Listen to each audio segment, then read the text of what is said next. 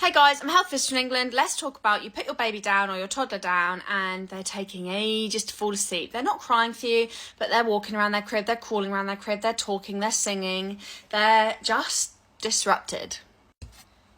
Quick side note, Wild deodorant, not an ad. I bought this. I've never done an ad anyway. Not even been sent to me. I've had these for years. They last all day. Absolutely love them. Natural. Oops, I've shut it. Anyway, I've had a couple of mums recently say they bought my sleep guide and it's really worked with self-setting, but they put baby to bed or crib and they don't go straight off to sleep. What to do?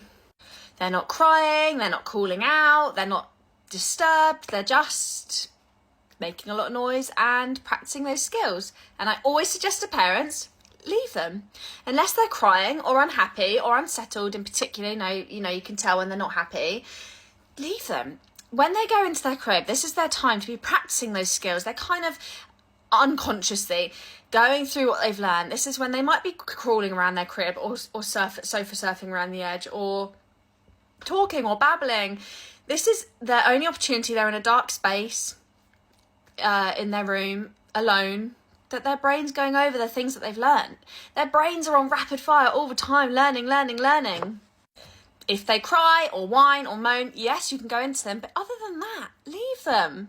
Let them do it. And I'll tell you what, if you followed that sleep guide and then they're going to sleep, even if it's after 15, 20 minutes, you've done it. You've taught them how to self-settle. They're settling themselves. That's the thing. They're self-soothing. They're practicing. They're content on their own in their crib. And you've done it. So and this goes the same for children who are sat up in their bed. Maybe they're reading their books. No electronics. Don't leave any electronics in there.